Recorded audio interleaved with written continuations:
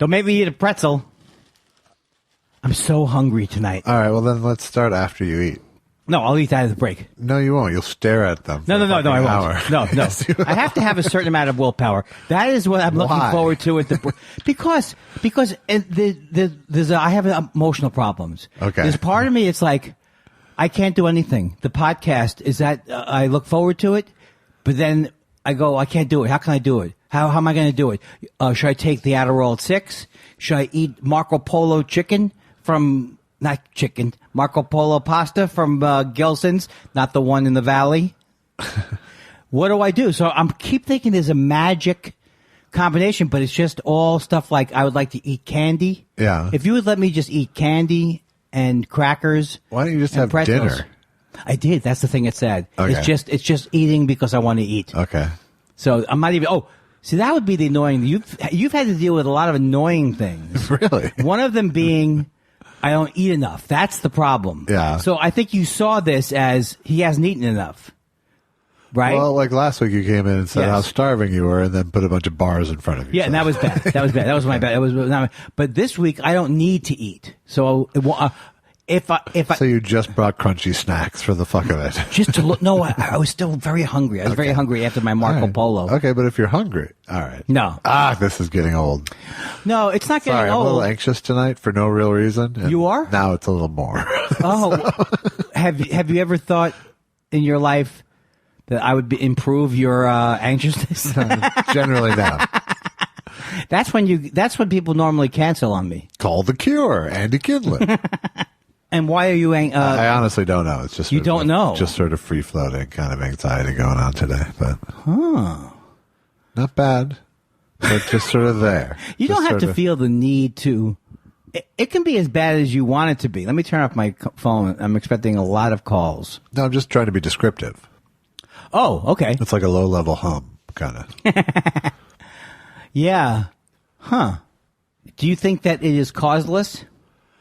It's probably not ultimately causeless, but it's not readily apparent what's causing it. I don't have a particular worry or a particular fear I have a theory. at the front of my head. I have a theory. What's that?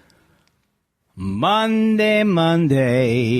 Could just be that. It could just be my fear of you singing. Every other day of the week is fine. Fine, yeah. Can we not get sued if I do this? I know what you're saying. It's not entertaining. Right. We can get sued on different grounds. Yeah. I love that. I think all the Monday songs are pretty great. You've got The Carpenters. I think that's a great song. Yeah. Rainy days and Mondays always. Yeah. Is that kind of singing legitimate? Rainy days and Mondays always. I'm doing vibrato. Always get me down. Yeah. Isn't that how Adam Sandler started? I don't know if I can sing, so I'm going to make fun.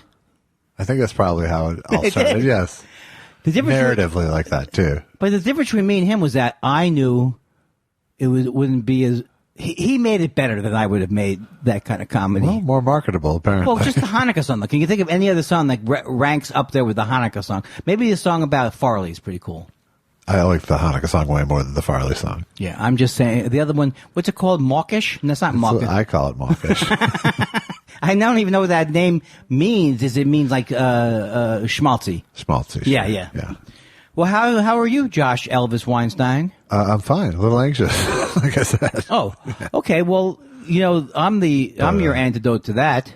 I think it's probably because I'm dipping into writing is probably what's happening. Ooh. Yeah. What are you writing? A couple of projects that I'm trying to see which one I'm going to commit to. Fully commit to. Oh, these are offer only. I mean, these are offer brought to you. These are what you're considering writing. Why don't you tell me? There's an assortment of projects right now. One is a TV thing with someone else. One is a script I want to write. Another is a TV thing on my own. I can't talk about it either, but what's going on with me. Is that right? You can't talk about it though, right? Can you? Well, you don't have to talk about it. That's the way. That's the difference. There's a big difference. Yeah. It's not like one of those things where you'll get in trouble if you talk about it. You just don't want to. Yeah. Well, I'm doing fine. Thanks for not asking. I mean, what did me? Generally, we get to that. No, I know. Right. Yeah, that's like we're not going to forget that. How I'm doing. What's up by you, Ange? No, I don't want to do that. I don't want to do that. No, I'm not playing this game with you now. I didn't bring any notes today. I thought I did. I have actual notes on my phone. That was very bipolar. But it's just stuff about the movie I saw. Like I'm doing a book report. Right. We're getting good reaction to my music. People are saying, hey, but I feel like I have to say, I'm just making that up, but I feel like I have to say that it's embarrassing because a lot of people think, I'm playing guitar on a couple of the tracks, but I'm not playing. I don't think people think you're playing guitar. They're just saying the guitar was good. Right. But I think some people think, I think I can. You made it very clear who was playing what. Right. Yes, you made it exceedingly clear. That's true. But I think, on there's other ones where you can pick out my playing, and those you probably won't enjoy. No. Yeah. But that was, it hasn't stopped me from going out and about and being myself. People aren't stopping me. Right. That's because you never made a video. Oh, you don't have any videos, music videos. No, Allison made it for her label album. She had a big, stupid video. She didn't enjoy it? I'm she assuming. Didn't enjoy it, no. Michael Penn didn't like doing videos when he did, some people were famous for not wanting to do videos because of the time period it was in. The Replacements never did videos, really. And then when they did a video, it was just a picture of a speaker. It was just filming of a speaker playing their song. That's pretty good. Yeah. And now they were rascals. They were, I don't really. I wish I remember. Is one of them Peter? Is one of them the Replacements? Paul Westerberg. Yeah. Okay. Who also was on his own for a while or something. Yeah. Since they broke up, he's been Paul Westerberg. What's that? Since they broke up 20 years ago, he's been Paul Westerberg. Yeah, I think I'm thinking about somebody else. 6 Pack of Love or someone who was ill. It's not going to help. Probably not. You'll be here all night with this one. Anything? First of all, how's Pilates? This is how I'm really trying to start conversation. How's Pilates been treating you? I've been going. That's all. That's the accomplishment each time I go. And you do feel better when you go. I feel better that I went. I don't. It's boring, and Oh boy, what? I think we want to find something that's more exciting. I know there hasn't been anything found yet. I do enjoy walking, but I can't say when I'm walking, right? That's any big deal. But I can do it, so it's fine. But I have not found any exercise unless you're playing tennis. I mean, it's fine, and I do it, but it's just there's built-in dread because it's exercise. And how are you feeling? How's the old back or the new back? The back's the same. Oh God damn it! I'm doing well. Have you had your Pupik scope? No, yet? I haven't had my colonoscopy endoscopy, and I can't delay it forever. But I just can't. Everything is confusing in a way that's not interesting when it comes to the medical stuff. Yeah, like I want to go with the surgeon, but he's out of network. But he'll cut his fee if I go bang, and he'll go through his surgical suite. If you go through Cedars-Sinai, and then I don't understand any of it. But all I know is that I'm spending a lot of money on. I think I've spent on my mouth, amazing amount of money on my mouth, thousands of dollars on these teeth. Yeah, worth every sparkling penny. But there's more stuff happening. More stuff's happening. Really? Yeah, they're falling apart. I got 2 more. They're not under warranty. I got 2 more veneers that have to go in. If you got the things in the front, you don't want the ones next to them looking good. He convinced me I did. I think that's bullshit. I think walk away. I can't see your bad teeth, and I've seen your mouth in every shape for the most part. Yeah, you've seen too much about my mouth. Lord, to this day I still can't really eat bagels. Really? No, I mean, I can. But that's your childhood fear. That's the most stereotypical fear I could have. You can eat steak, but not bagels? No. Since then, I have to keep reminding myself, oh, you can eat bagels. Oh, okay. Well, that made it a good story. But no, I mean, I can solidly. The only thing I object to, and I'm sure you agree with me on this, I don't like people. I think the people who open up bags with their teeth and use their teeth for various things. You're up to no good. Not tools. You're up to no good with that, right? Don't lift with your legs, and your teeth are not tools. Are you? Is that what you do? Do you bite into a bag? I'll use my teeth in a pinch, but it's not my first three options. Yeah, but because first of all, they don't work that well. Well, I guess they do. But then when I was a kid, they did have candy that was designed to hurt you, like jawbreakers, and the candy was. Right. I still can't believe that. Tongue maimers. That's a joke, right? Yeah. Based on the jawbreaker bit. Are you warming up for our writing sessions? Jawbreakers, gut busters, literally. Uvula burners. Did you ever have these things when you were a kid? Hot acid bottles. Hey, come on, the kids love. I always loved that character, Mainway from Saturday Night Live. Dan Aykroyd. The kids love it. The kids love the plastic bag. It's a bag of glass. So did you do a set the other night? Did I say? I did. I did a set the other night. At the Improv movie? At the Improv on the 10 p.m. show. Yeah.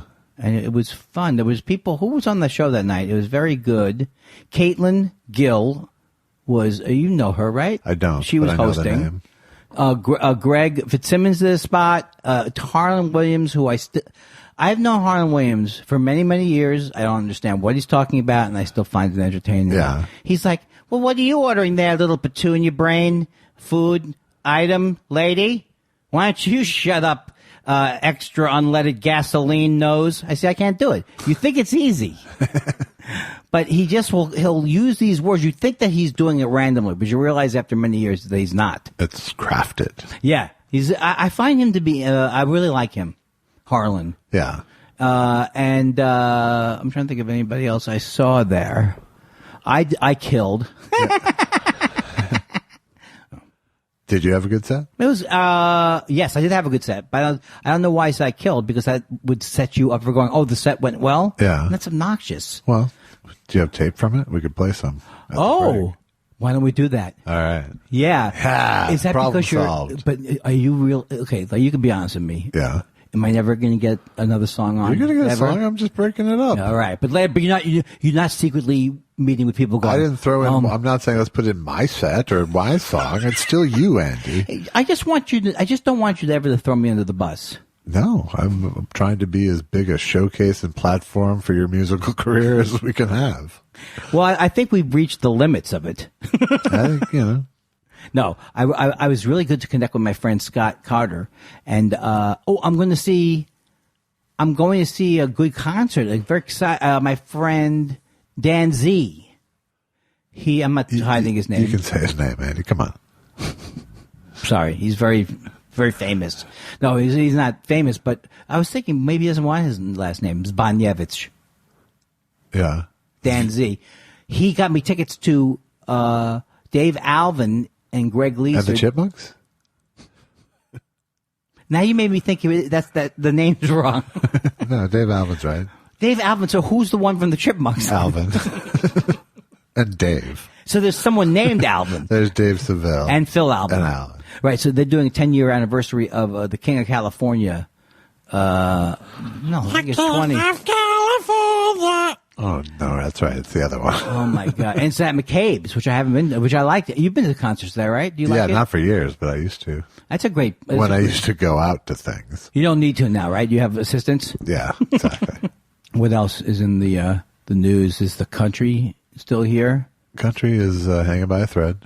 I like when he goes over there. He went over there, and there's a newspaper called The Sun. He being Trump and there being England. How'd you know what I was talking about? Yeah. So he goes over there, and then they interview him from The Sun, which is a tabloid. Right. And they're so the questions they ask are they're just trying to get him going. Yeah. But in the process of getting him going, they're saying, oh, Meghan Markle, she said that she would move out of the country if you ever became president, but she ended up going to, she'd moved to Canada. But then she didn't end up moving to Canada. She moved to Britain. Yeah. And they're like trying to get, like, what do you think of that? What do you think of that? And it's like, the thing is like she's making fun of him because he's a racist. He was a racist, and everyone knew he was he was like an evil man, was running for the presidency of our country. And if you didn't have to be biracial to hate his guts, but he was a racist, and they're trying to make it like that would be a controversial comment. I'm going to move out of the country if that guy gets elected. Well, but that's not how any of it got spun. It all got spun with her about him calling her nasty. Yeah, I didn't know she was nasty. Right.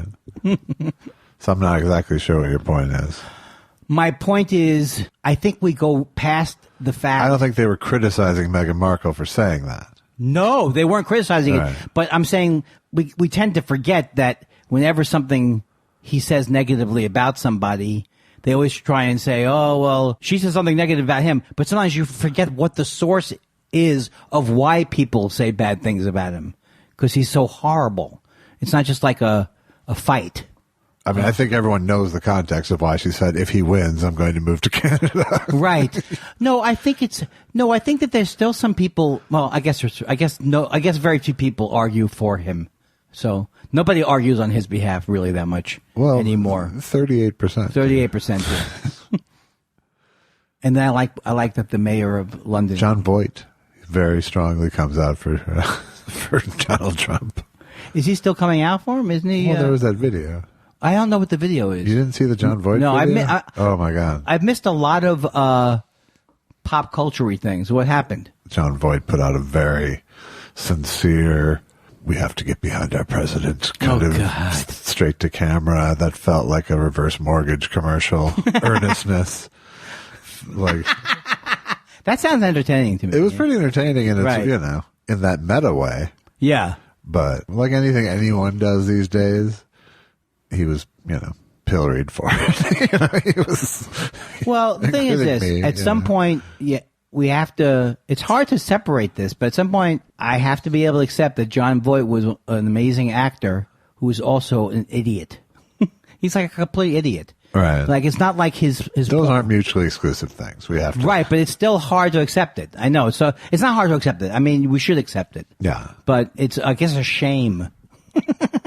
You would like to think that someone was. It would never meet. You would never know someone's politics.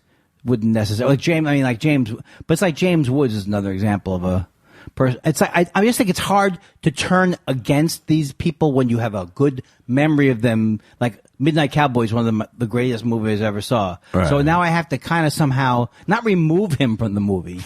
But I wish that he just wouldn't say anything. Like Clint Eastwood. There is the option of not hating him because of his political beliefs. Oh, I think that's true. I think that ultimately is something that you can try to do. But that up to recently, I felt like I have to hate these people because their point of view is so hateful. Right.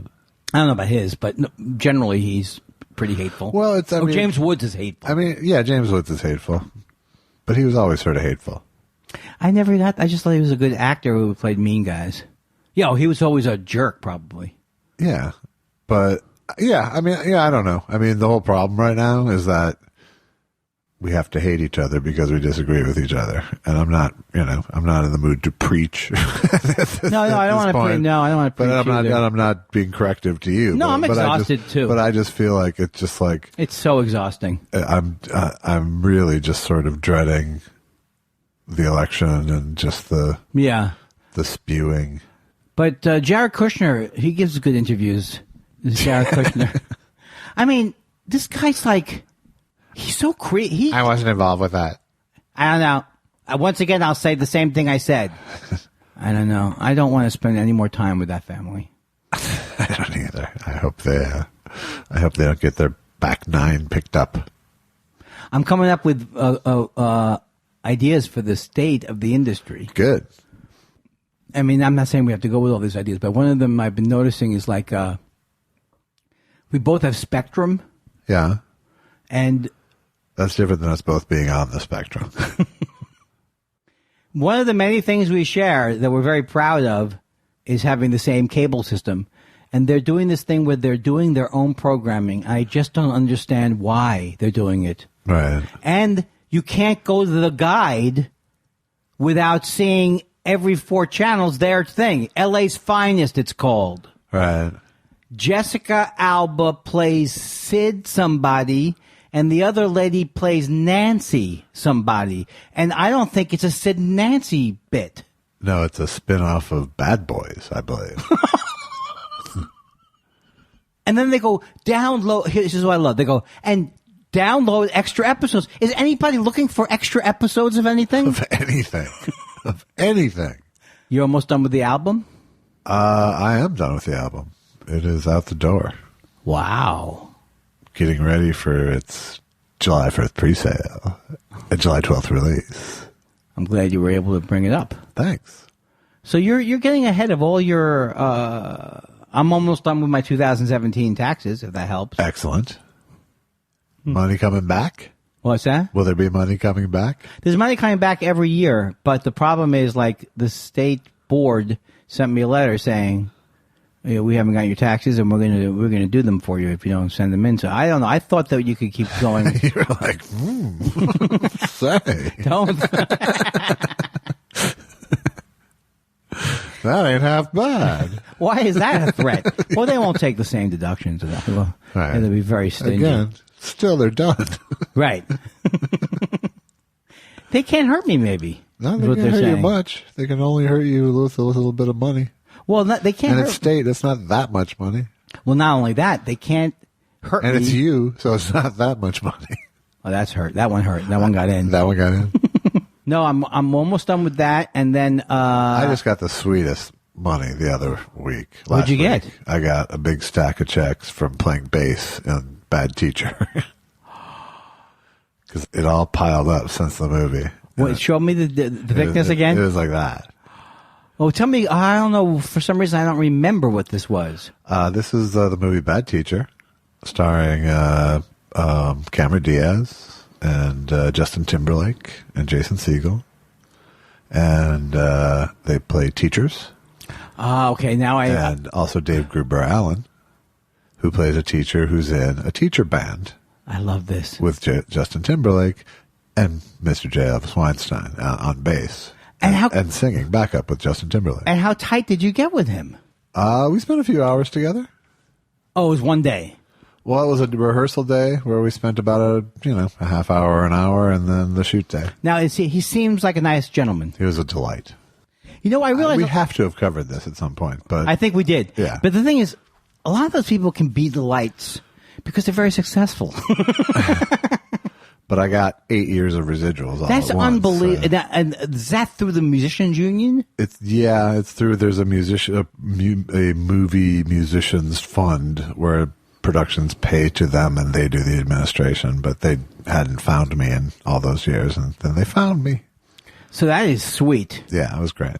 That's some sweet mailbox money for playing bass. And I wanted, and I just want to say to the listeners out there, we plan to spend a lot of time talking about our residual checks. What came in? It's in our new segment called Mailbox Money with Andy and Josh. Well, this was good. I got a residual from Bob's Burgers.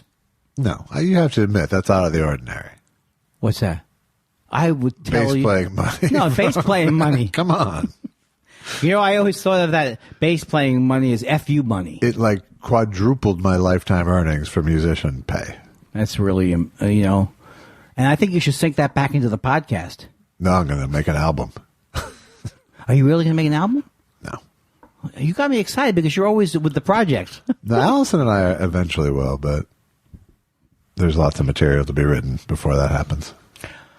I saw you a few days ago. It feels like there's, I don't understand. It You feels saw like, me exactly 7 days ago. I know, I understand I think I do understand how it works, ultimately.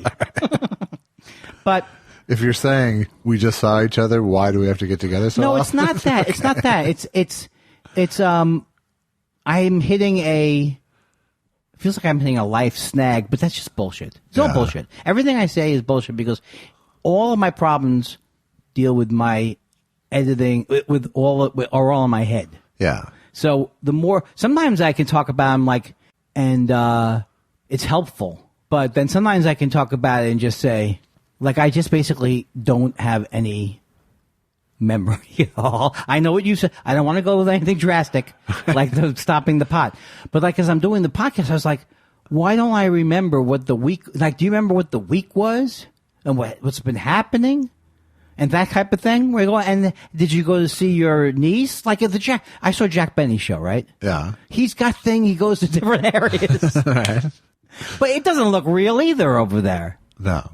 He's very funny though. He is very funny. Yeah. Like I couldn't watch that show a lot, but I mean, I guess I could if it was on. But that Dennis Day is good. Yeah, everyone around him is good. Yeah. And they worked together for so long. Yeah. They all had a rhythm. And he was, I think, a little bit like a fourth wall guy in a way, you know? Oh, yeah. I don't think of it like that George Burns thing where he would comment. Yeah. And that Gary Shanley based. I mean, George Burns was really, really funny too. Right. But that wasn't much. But to me, Jack Benny is, well, because he's doing like a variety show, I guess. It just like they were always seemed to be having legitimate fun. Yeah. And there was always an awareness that they were doing a show. Yeah. He's a pretty cool guy, Benny. Yeah. I love seeing clips of him on talk shows because he was a great laugh too. That's why all the old comics loved him, because he was an easy laugh and a generous laugher. Generous laugher. Yeah. I'm sure Buddy Hackett was too. Yeah, I'm sure. I watched that Peter Jackson World War I. They Will Not Grow Old. I don't know what that is. Peter Jackson does He did like the Lord of the Rings right. and a bunch of other stuff. It's it's a World War I documentary where he basically took a shit ton of film and colorized it in a very convincing way and added Foley and audio so it really came to life. And it was all narrated by survivors from this archive of interviews, but it was interesting to see it because World War I footage is so sort of abstract. Yeah. And often the camera speeds were off because they were hand cranked and stuff. And so they corrected all of that. So everything was sort of at real life speed. They just did a lot of digital correction to this film so that it felt like living film as opposed to archival newsreel footage. And it was really effective. It gave you and it basically took you through what trench warfare was like and what it would be like to go through a campaign as a infantryman in World War I. And I probably would enjoy seeing that because not only it sounds interesting to me because that is supposed to have been no worse kind of warfare than the trench warfare. Yeah, it seems awful. At all. Absolutely awful. Yeah. And were they also like sitting ducks or not so much? Yeah, they were pretty much sitting ducks, but it wasn't like, for artillery, basically. Yeah. Yeah, if artillery landed, it landed. Yeah. And they weren't they also constantly trying to fortify their own position? And yeah, but it was, there would be long times of them sitting there lobbing artillery at each other until someone eventually went over the top and tried to take a position, but they would dig in. It's pretty horrible. And when it rains, they fill up with water and rats and fucking. God! Not a plan. Now you've dissuaded me from signing up. Yeah, the thing is, not that we forget, but when you think about how humanity hasn't been that could be more human. More like we're not that developed from the ripping each other apart. Yeah. I'm not going to rip you apart because I respect you. No, but I'm like a coward. So right. I'm always from the coward part of that equation. I always feel like I'm not that far away from that kind of society, and I would have been killed or a slave or something. When do you see me pushing you up against the wall? Maybe you, because we're both, but you're taller. But it's like maybe me. Really, you really think you can? No. But you would be reasonable with me. You would try to reason with me, probably. I wouldn't shoot you right away. But I'm definitely concluded that could not compete in a world of brute strength. Right. And neither can Trump, but he's engineered it that way. He's a coward too, but there are some tough people. I'm not one of those tough people. Yeah. Well, Trump's a bully. Yeah. And generally that's the flip side of coward. That is the flip side of coward. But the other thing is that I've been thinking about is I do believe in in my version of the American dream, and my version of the American dream was, I grew up in the Vietnam era, so I saw how things could be.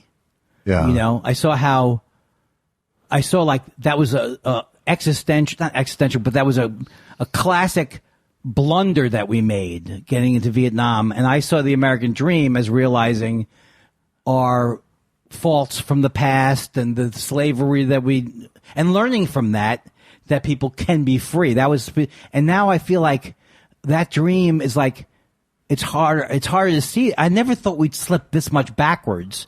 Right. And then when you go back, like before the Civil War, you know, they did a pretty good job of not teaching us the real history when we were kids. I mean, maybe they weren't trying to be propagandistic, although I think they probably were. Right. But it wasn't like, no, listen up. We slaughtered these Native Americans under the guise of all this kind of stuff. And it's like, it just feels weird to know that I'm Jewish, but yet Israel's involved in keeping other people down. And it's like, I wish we could all just, I don't know what the answer to it is because I don't want to give up my condo. But there's the idea that you lose that two things that wasn't that long ago was even more brute than this. Like with, this is my land, fuckface. Right. You know, like I was listening about the gold rush and stuff. It was just brutal. You know, and the Chinese exclusion. I saw a whole thing about the Chinese Exclusion Act. Right. It doesn't get more racist than that. I don't think that's the way they fit very it. definition. You literally cannot get more racist than picking a race and excluding them. You can't soft sell that. No. So when I think about that, I think of like, I know it's not good to live this way where feel total guilt and shame. I know that's not the answer. Right. But I also think it's important to live with a sense of some kind of sense of morality or some kind of sense of, you know, there but for the grace of God go on. I mean, I think most people, when they see these migrants come in, don't most people at some point go, that could be me under some conceivable situation? Or do people go, no, they just are so much like... Well, I mean, I think people are different, you know. That's true. But I think, you know, certainly the Trump Republican Party is not fueled by empathy. No. And frankly, you know, either is the left. There's plenty of hateful behavior spewing from the left, including towards Trump people. And I'm part of that too, you know. But I generally don't attack Trump people. I generally attack Trump. Yeah, I'm not in the same. I'm in a quandary about it because I just feel like you can't excuse racism. So like if you're nice to race, it's like, I don't know. But then again, I understand what you're saying. If you're just spewing hate, you know, it's just a painful situation to be in. It is, but I think part of the horror of the current situation is the tone, the meanness that pervades society right now, and the willingness to take up torches against people at the drop of anything. It doesn't speak well of anyone, you know. This culture of scolding, and I see why at least a certain percentage of Trump people have dug in because it's spite, you know. It's spite. I get, but the thing is, because they're being called fucking. But if they are racists, I don't think everybody who voted for Trump is a racist. I don't. No, but a think larger percentage than I would have ever liked to think. Well, and I think that's absolutely true, and I think that's part of the horror is. I think anybody who had a basic sort of decent view of the world where you go, people are basically good. And, you know, and people aren't idiots, you know, that, you know, I know what you mean. And then you go, and then you see something like this and you go, my numbers were way off. What you thought could be I possible. thought maybe there was 10% racists. Right. No, there's probably 30% racist. And I thought there was 20% just fucking idiots who would follow anything because it looks like leadership to them. No, it's probably 30, you know? Right. And so all my assumptions about people and their baseline level of decency have been thrown off by all this to me. But I understand kind of how it happened. I don't, though. There is a lot of people in this country who fucking hate government. Right. You know, and I think we saw that, you know, with Obamacare. Yeah. And that that was like the indicator light. Well, there's no doubt that the fact that white people and everyone's that the difference between rich and poor is all of course poor white people aren't making money and so I think I get the general frustration, right. But I get tired of people constantly not going towards what the answers would be, just striking out. So it's like that's why I like that Yang guy. That John Yang is his name, the guy who believes in the universal basic income, which is getting more and more popular. Yeah. Which is like you give everybody $1,000 a month, you give everybody enough money to live on. Nobody has to sing for their supper, and because so many jobs are being automated, he's thinking. Anyway, the point I'm making is like.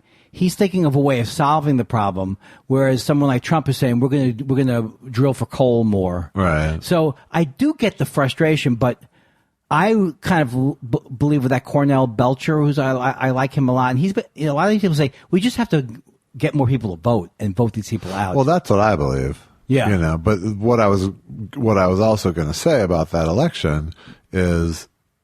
I understand some people just wanted to fucking burn it down and voted for Trump in that way. I also believe there's a huge percentage of people on the religious right who are voting for single issues and thought he was the vehicle to that. Yeah. Because he promised them that. And he's delivered for them in terms of the amount of judges he's put up and But I also think there was so much antipathy towards Hillary. Yeah. And towards the whole thing, they built up over the years. That there was a huge amount of people who sat it out, and I hope there's a huge percentage of those people who sat out that went, "Oh fuck, that's what happens when I sit out," and who will literally have someone to go vote against in this next election. But I don't know. My initial point is I'm just tired of the pointlessness. Yeah, I think there's a pointlessness to it that people come to the table with at this point. The other thing though is like. The whole idea of having white privilege and that of having privilege and not realizing that you have privilege, that's been a new thing for me. Right. Like when I saw, it's so embarrassing to say I was whatever age I was and I saw how Trump was talking to that woman and I felt it in a new way, like what it would be to be a woman. Right. It's like, it's natural if you haven't experienced something to have to not always be aware. But the idea that there's all this privilege, the idea that there's all the stuff that people aren't aware of, that it's like, it doesn't bother you that a birther is running for president because you're white. Okay. But the thing that's sort of the overwhelming subtext to all of Trumpism is fear of losing a white majority, Mm-hmm. And that I didn't realize how many people were terrified of that. But I think that what was first triggered by Obama in these people has been inflamed by Trump 100%, It is that, and I guess we should have known it was going to come inevitable backlash to progress. You know what I mean? Not inevitable, but that's what it's like. Right. There were a lot of people who were enraged, and the Republicans enraged people about Obama. It all seems so crazy now. Because all he did was do the best he could and do pretty great things a lot of the time. Right. I'm officially bored with myself. If I could punch myself in the face now, I would. I'll help if you want. But no, the good thing is you can cut things out. Yes. That is one of the best things. Yes, I can. It'll be a much shorter screed when it hits the... I hope it's, the pod wave. I just hope I look better. I'll smarten you up a little. Addition by subtraction. I can't believe it's almost summer. I can't believe I'm going back east for my mother's 90th birthday soon. When is that? End of June. You're going to Canada or something? I'm going to Calgary sooner than that. Yeah. For a festival that has a name that's like a festival that shed Sledland. Something. It's some weird name. Okay. Because I'm used nice to... promo. I'm used Another to... Andy Kindler promo moment. No, but I'm so used to things in comedy. Everything's a comedy festival. There are festivals that are like for many different things. Right. And you're just a part of... I don't know. I'm just saying that I like to play anything where I'm paid, and I hope there's more of it. Is there rodeo festivities involved with this? No, I don't think it's a Calgary. I don't think at all it's a Calgary stamp because they have a stampede. It's not during stampede season. I don't know. Get your calendar out. Are you following You don't hear Stampede and Andy Kindler show. You do in the other way. Together. That's the other thing I wanted to come up with for the speech was other embarrassing ways to do stand-up, like a walk-in bathtub show, maybe. Yeah, I saw you preview that on Twitter. Yeah. Or I'd like to play escape rooms. Yeah. Doesn't that sound like perfect for me? I think they're trying to get away. Every one of your show turns into one, I think. Oh, Josh. I wanted that to be the second read. Any gossip that we can talk about? What's happening in the family? Well, it's no good. We can't make up things. Let's talk about Susan. Okay. You know that's not going to fly. That's not going to fly. We are not allowed to have private lives. I understand. Although creepily, I still walk by your house. Allison saw you the other day walking. That's my big fear. Look at that old Jew shuffling down the street. Yeah. What's he up to? Did she say that I didn't glance over like a sick man? She said, I saw Andy I just saw Andy walking on the street. He seemed very rude. It's not easy walking around. You know, you have some streets around here. No sidewalks. No sidewalks. I know. If I was keep an out 80s the riffraff. If I was an 80s comedian, I'd make a meal out of it. Speaking of meals, how about that Adam's rib? That was a pretty clever way of getting in there. Now, here I actually took notes for my Adam's Did you? rib. Yeah. All right, then. I went through so many different ups and downs watching that movie. Yeah. And then I ultimately ended up loving the movie. Okay. But I still had questions about it. Right. And it's extremely hard to look at a movie like that not when you're in a different time period. Right. You know, with the male-female thing, because I'm not realizing how forward-thinking the movie is. Right. Because it really was. Yeah, it was in many ways, but I thought it was both an endorsement of feminism, but ultimately sort of a potshot at feminism. I think it didn't. I don't think it had a clear message that way because I think it was going back and like the stuff that I loved, and Susan watched some of it too. Right. I love the thing where they're like waving at each other under the table in the courtroom because I think it was. I couldn't help but think of the fact that weren't they lifelong lovers? Not lifelong, but long time. I just want to say lovers, but then he couldn't get a divorce because I think he was Catholic or something. I think that was the something. deal. Yeah. So but they never married. But they had incredible chemistry, and Katharine Hepburn. They're both were amazing actors to watch. Right. And I really kind of saw things that I've never seen in movies, relationships, subtle little things they did with dialogue and stuff like that. Right. But I think that there was something tortured between the women's rights and we're going to work that into our personal story. Right. That may have made it a little cutesy. So, I mean, just for those who haven't seen it, it's about this married couple. Both are lawyers. There's a murder case that comes up where a woman has followed her husband to his lover's apartment. She bursts in on them and starts shooting, and in fact shoots her husband in the shoulder. And so this case becomes news, and Spencer Tracy is the prosecutor. And he gets the case, and he's scornful of the case because it's someone who attempted murder. You don't shoot. You don't shoot, is his point. And Katharine Hepburn is outraged. Right. And this was the faulty underlying premise of the whole thing, which her position seemed to be that if a man did this, he'd get away with it. Right. And society would accept it. And that was a faulty piece of logic as far as I'm concerned. I don't think there's ever been a time where a guy could follow his wife to someone's apartment, bust in and shoot them. Right. And then he'd get away with it. Right. Yeah. So there was that sort of thing. So she takes up the case, obviously. Judy Holliday plays the woman. She was She was fantastic. And the movie is, basically the movie is about the trial and their marriage, the fallout in their marriage from this competitive trial. Well, the thing I realized too is that There's some movies when you look back at them, they seem perfect to me. Yeah. And I can't think. I mean, like when I'm watching Casablanca, I'm not thinking about just an example. I'm not thinking about how it's out of its time, because actually all the things in Casablanca are still things that we're fighting for today. You know, like Right. But with a movie like this, it's very hard. A movie that's a great movie wouldn't necessarily be a movie that could see into the future, but it would have had more, maybe it just would have been a consistent message. You know, if you wanted to see the movie as a fight for women's, a statement. I mean, I think it was a romantic comedy above all, is Yes. the thing, and I think in that order, romantic comedy, courtroom movie, So I think the message was baked in, but I don't think it was the main point of the movie necessarily. Right, that's true. I think ultimately the issue in the relationship comes up.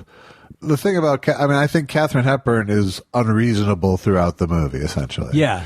So that's the sort of anti-feminist thing, is look what happens when you give women this kind of power, they get crazy with it. Right, because it doesn't seem to be any specific reason why she's that much out of control. Yeah, it does. It's like I said, it's a sort of faulty underlying premise, but her tactics aren't good in the courtroom, and her, so the feminist part is this great, beautiful relationship that they have at home with, they're cooking together and they're giving each other massages, and it's this it is a marriage of equals until it becomes competitive, essentially. Yeah. And Spencer Tracy's character's blowback isn't so much, it's never, hey, look, it's a woman lawyer, which I admired from 1949.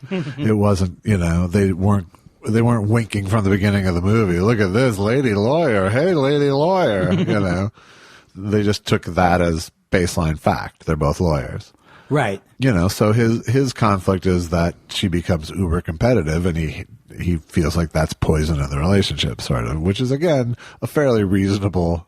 Yeah, but Spencer Tracy is fairly reasonable throughout the whole movie, I would say. Yeah, he is. He is. I think that that is not a fault with the movie, but it's a little skewed that way.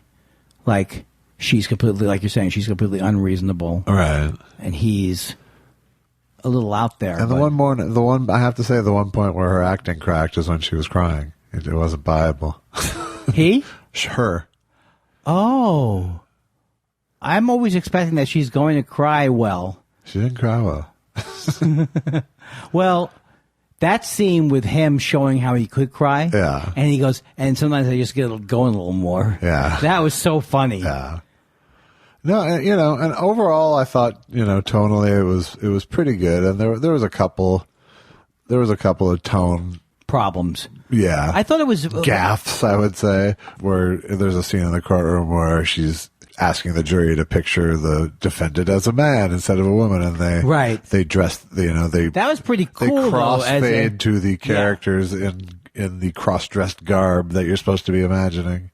But it came off pretty corny and clumsy. I thought came off better than I also thought that there was like a level of campiness that was not intended, like the way the headlines were. It seemed like they went out of their way to make it more cartoonish when they didn't necessarily, like, you just didn't buy there would be a case like that. That was like a thing I was thinking, like, there's no case like this. There's no headlines going back and forth. I mean, I know it's a movie, but do you really think that would have swept the town? Woman, I don't know. A husband and wife team competing in a pre-television world. Well, here's the one thing that I was a little bit. I don't know if I was bothered by it. Was the guy who they would imply he was gay? Yes. A couple of times, and like you're almost all the way to you're already over to being a woman. You're halfway there. Like, I thought that was a confusing character. It was a very confusing character. There's a songwriting guy who lives across the hall who they play it as sort of gay neighbor. That's what I thought. But he's also writing love songs to her. And he's in love with her somehow. He's in love with her, and Spencer Tracy just sort of abides it while he's around. But then what's that whole scene where Spencer Tracy keeps looking at him when they're watching the movie? There's like, they keep exchanging looks back and forth, back and forth. Well, no, that's because... Oh, they're... Spencer Tracy's pissed off because she took the case. That's why. Oh, okay. I thought he was also pissed off with that guy. That was no, but he was David Wayne is the actor playing that guy. Yeah, and he's there. That's also, I think, the first. That's the earliest movie riffing scene I've seen. Well, yeah. There's a scene where they're showing home movies, and David Wayne, the neighbor character, is really. Do you know him? Really movie riffing on. I know him as a character actor from. Yeah. One of those guys who worked for 50 years and different shit, but it was like alternately making it that he was gay, right, and that he was also in love with. But then when Spencer Tracy is out of the picture, he moves in and is basically one step shy of sexually assaulting her. He's saying you be Joan Fontaine and I'll be whatever they were doing in that. Yeah, he's trying to seduce her in like this highly aggressive way that you just weren't expecting. And then the other thing is that Katharine Hepburn, I never know where her accent's from. It's not from anywhere specific, it's right? Kind of New Englandy, I think. Oh, you get really is that weird? I shall decide. But Spencer Tracy... It's patrician. But they were a cute couple, though. They were. I don't see if there's anything else. Oh, but to me it was funny that you're watching a movie that already looks old. Yeah. And then they do the credits at the beginning where they make it like a play. Right, handwritten. Yeah, so it was on a card. It was almost like... It was confusingly primitive. Yeah, and I think they were trying. But they kept that sort of motif throughout with later that night cards. And, yes, and sometimes that worked, and sometimes it had no. It seemed like it was over the top. It was clumsy cuteness. Yeah, yeah, yeah. It was a lot even. Overall, it's totally a should see movie. I think it's a should see movie. I think there's enough in it that's.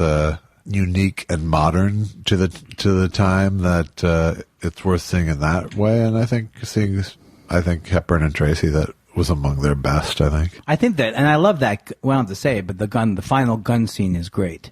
Yeah, yeah, I know. I saw. I don't want to tip it either, but that's the thing too. When he does kind of teaches her a lesson at the end, yeah, that would have been good if that whole thing was real. You know what I mean? Like, if you really bought that she didn't believe that she believed it was okay to kill somebody because he was mean. But I didn't really believe she believed that. I didn't believe it as a woman's issue thing. Yeah, no, I think it may be that just her position was overly simplistic. Mm-hmm. But I never could see her point of view on the whole thing. How about that guy? The guy was pretty funny who was shot. Yeah, the shitty husband. Yeah, but I was like the way they talked about. They tried to set it up like, husbands and wives, they knocked each other around back then. Well, kind of, but the point is that he was the ultimate shitty husband. He was the ultimate shitty husband. You know? He was insulting. He was neglectful. He was abusive. But then Spencer comes. She knocked you around a little bit too, right? So she knocked you. But I just want people to be clear. It was not usually 50-50 beatings, and right. Men were worse back then, even than now. Probably not. Yeah, I think on the whole they were. Society was worse on the whole. Yeah. It's not as much better as it should be. No, we're this is backsliding right now.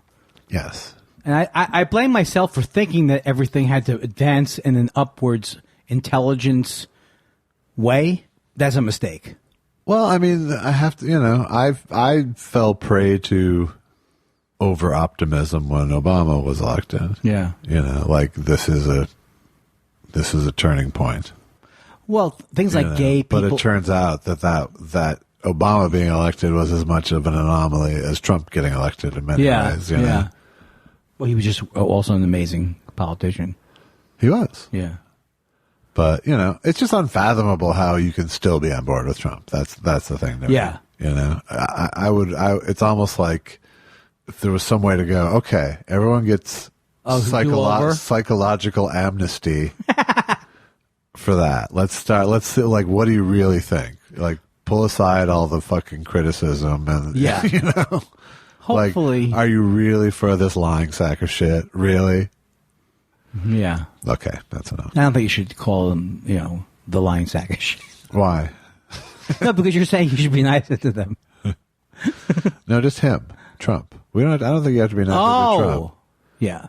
I'm not calling the people who believe in him a lying sack of shit. I'm calling unless they're lying. Rubes. Do you want to take a break? I think we should take a break. Okay. You're going to send me some stand-up? I'm going to send you some stand-up. Hole? Yes, I will. And in fact, I think it's a good set to send stand-up from, because there were a lot of there were some times where the crowd didn't get me. I don't know if you really. Okay, the crowd didn't be a nice get me. little alt thing. Yes, be alt because you're just every once in a while I want to have stuff where I'm not killed. Did you see that I posted that you and Dumpster Diver Dan video? Yes, I did. Yes, I retweeted it. Oh, did you? Good. And I saw other people hopping on. Yeah, good. Well, we're going to take a break, and we want you to also enjoy this little thing. This will be a nice thing. It'll be Andy comedy being funny. Pretzels. Folks, I know it's a small crowd, but we don't have to make me feel worse, do we? I worked very hard on these bits 30 or 40 years ago.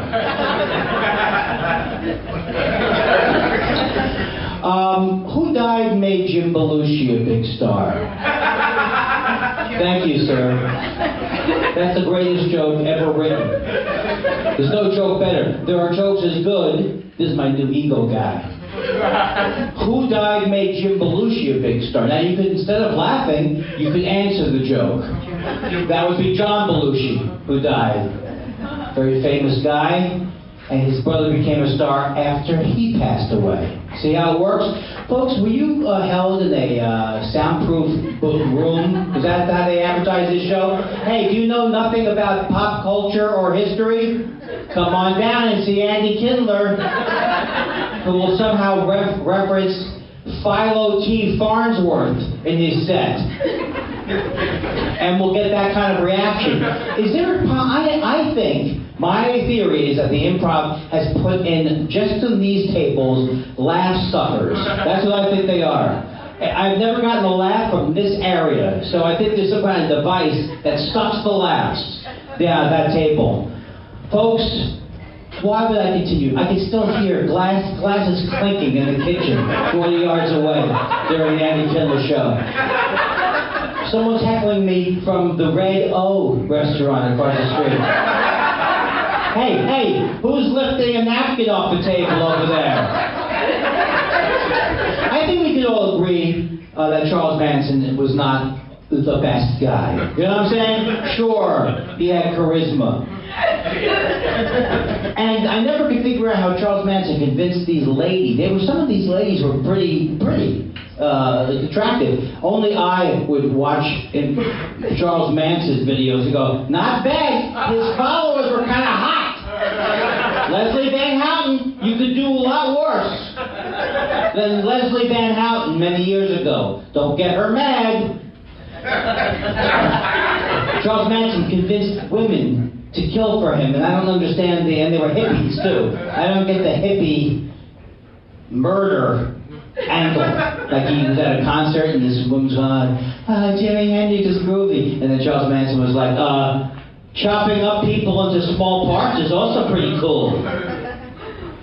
All right, look, folks.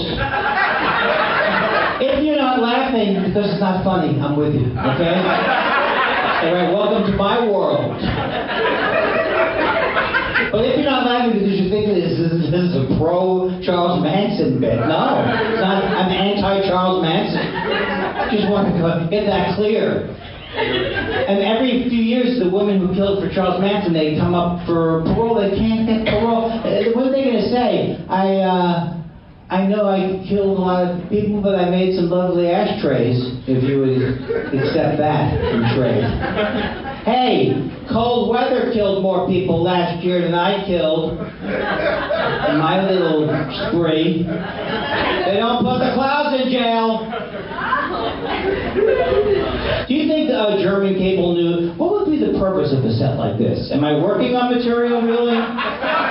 Tell me how this tonight is me better than just standing in my bathroom at home and going through the paces. I know the material's great. Never tell me good the material is. Yes, Charles Manson was not a good guy, but we have to thank Charles Manson for the fact that he was into the Beatles. He thought the Beatles were talking to him, and he thought they were trying, just telling him to start a race war. I have not heard that in any of the Beatles songs, but he did. And all I'm saying is, thank God he wasn't into Maroon 5. You know what I'm saying, folks? How many more people would have died if Charles Manson had been into a horrible band like Maroon 5? Would be where the joke would be. That's the entire joke. A lot of people waiting around, they go, I guess it's going to come later. No. All right, and we're back. That was hilarious, Andy. Thanks so much for providing those pithy observations on contemporary mores. It's so funny, and I don't know why I have to snack during it, but it makes the experience better. We decided we're going to watch Arsenic and Old Lace is our next movie on the AFI comedy list that we both haven't seen. Arsenic and Old Lace. Yes! What's... Andy was in the play, apparently, as a kid. As a kid. It was one of the plays I was in. And I have, though I know it's been produced a million times, yeah. I've never seen the play nor the movie. So I think we're going to enjoy it. Frank Capra's take on it. Frank Capra, he's a go-to guy. Now we're going to go to some questions. We have questions. You have answers. What are we going to do? Questions. What put that over the top? The questions at the end? No, I think the whole misguided attempt at a theme song really made me chuckle. You've got questions. We've got answers, but nobody really cares. Bank. Tim Jackson says, hey, guys, don't give up on Howard Hawks comedies before you see His Girl Friday. Ooh. We're going to go back for that. I just didn't have the stomach for it. That was, I think, actually one of the next ones on the list after we saw A Bringing Up Baby.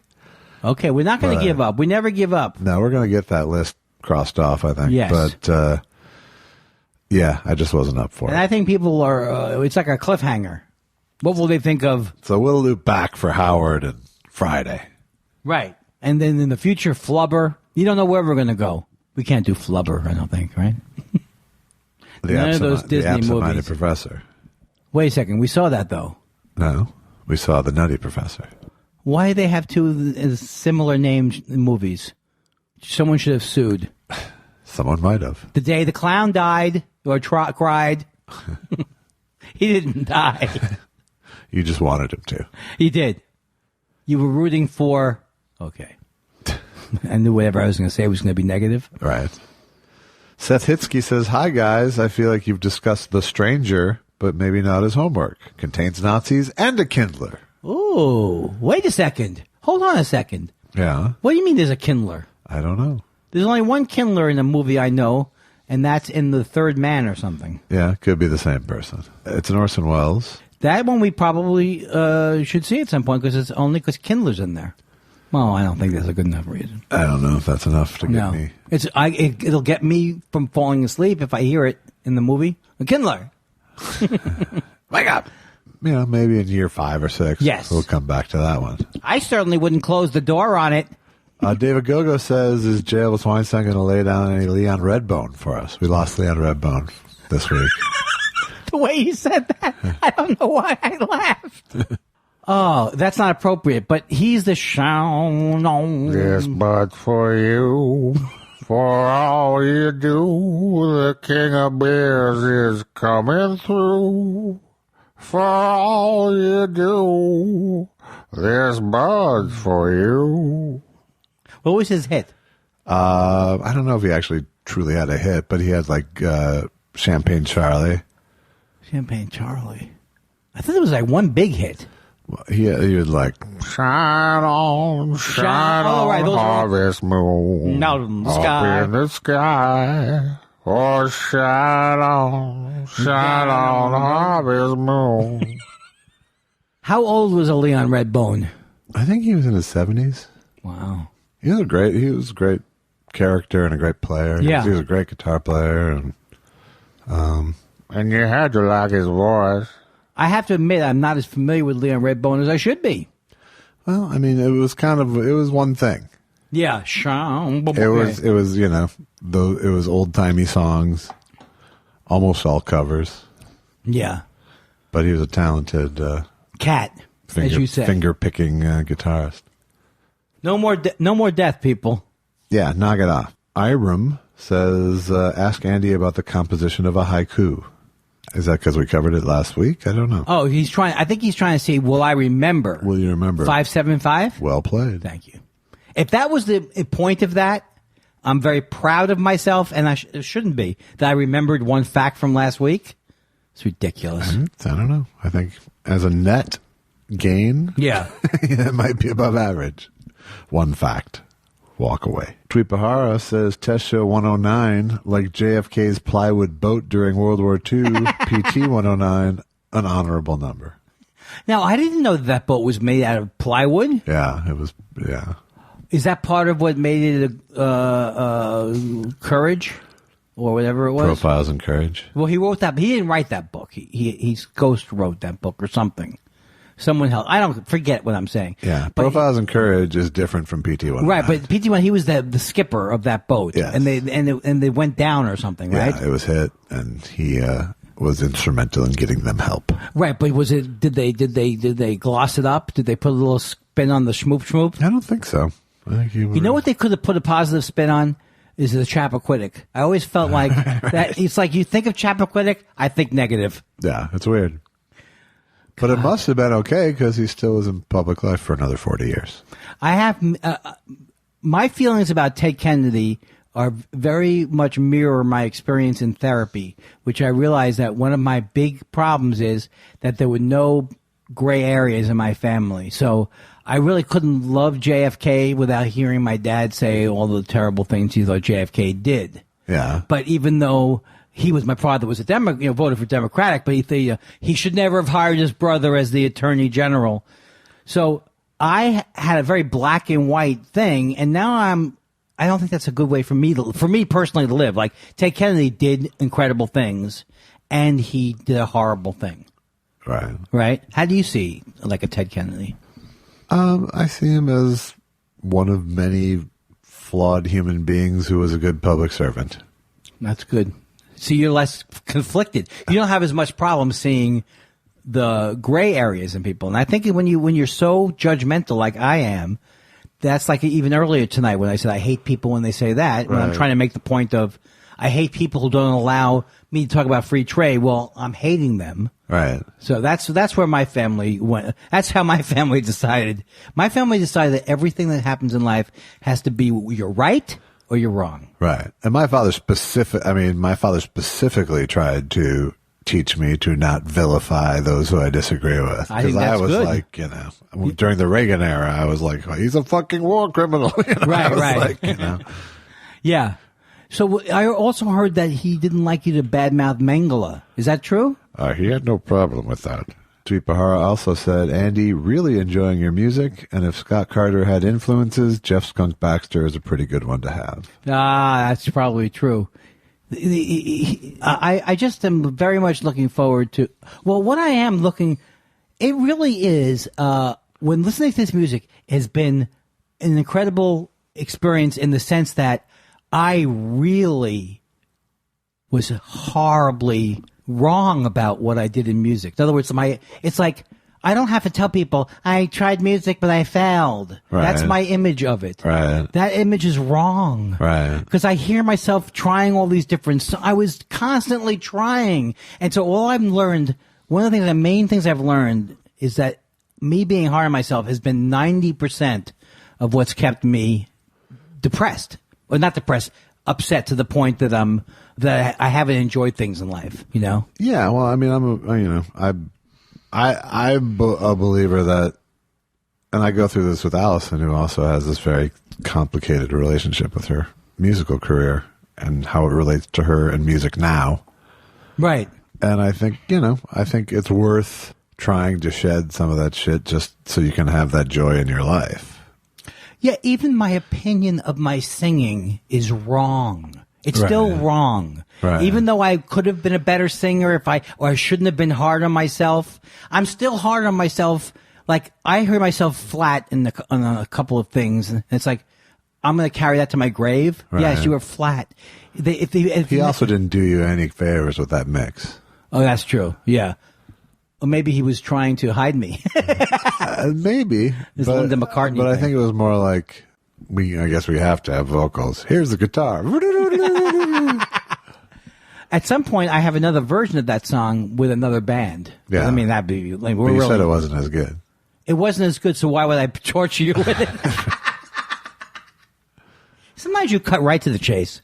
Well, I don't think we have room for alt takes, do we really? Well, 3 or 4 years down. Sure. Oh, in the Patreon. Sure. Patreon. Sure. That's Patreon fodder if I ever heard of it. I love the idea that we're giving people Deep cuts. stuff that they really do not want as I know. bonuses. I know. Self-indulgent deep cuts. Let's keep moving. Huh? What do you say? Huh? What do you say? Huh? I said, yeah, huh? Yeah, huh? Yeah, huh? Yeah, huh? Tim Jackson says actually bringing up Baby was a critical and commercial failure that led to Hepburn being labeled box office poison in 1938. She retreated to Broadway to revive her career. Truffaut and Bogdanovich reevaluated the film and gave it stature. T.J. Blowhardy. Is that what he signed it? Yes. That's really cool, though. I didn't even know. See, I know so little. I always thought Captain Hepburn, big star, never had a problem. Didn't have down years. Right. Well, It's good. I love all that stuff. the fact that it was a critical and commercial failure gives me a little more faith in people's in the people of the 1930s. Didn't like it, is my point. I've completely blocked. I do not really understand emotionally the difference between that and the last movie I saw, except the last movie was better. But wasn't Hepburn also unreasonable in bringing up Baby? Yes, absolutely. She's But she also didn't have, what's his name was stiff too, right? Clark, who was it? Clark Gable. Was he in that? No. Cary Grant. Gene Kelly? Cary Grant. No, he was good. He was good. I'm thinking about, what have we seen Gene Kelly stiffly in? I think I was talking about him not being good in Inherit the Wind last week. Okay. My name is Joseph Mengele. I thought you were going to go for Jose Jimenez there. My name is Jose. I saw a sign and it said Fire Jose. I said, that's not a good idea. Can you believe that? Jim Meehan says, are James and Jackie Mason brothers? I'm thinking no. They'd be a great comedy team, though, wouldn't they? They could not be more dissimilar. Like an urbane kind of, wasn't James Mason like an urbane kind of, come on, James Mason. I can do the Australian guy when you told me they emphasize. So, Jackie, what do you think about your use of fingers? I think a finger for you, a finger for you, a finger for you. Well, that's very quaint, Jackie, but I think you're going to get kicked off of the show. Oh, God, you could, if the power goes out, you can entertain your wife with these little. Not so far. Mark Thompson. Maybe you need to use French ticklers. I could go right down to the store and buy myself a French tickler. There was a time in my life when I was young when I thought these were real things. I know there's a thing that was maybe made called a French tickler. There was, yeah. But it never was something that anybody would want to experience. It was purchased on a shelf next to Spanish Fly. And Spanish Fly was like a... It was an aphrodisiac that once slipped into one's... But it didn't work, right? Well, that's for someone else to say. Not as good as the It Rohypnol. worked on Lolita like a bubble of poison in my loins. Ugh, I'm never going to think of your loins again without getting sick. Mark Thompson says, could you give a sample of your working sessions for the state of the industry and create a joke as we listen? Okay, I'll do that for you. All right. You ready? All right. Okay, So here we go. I'll get one of the topics that we're Okay. going to talk about. All right. But we can't do it like a real meeting because the real meeting would be me not doing Panicking, anything. melting down. Yeah, melting and then down. picking up a check.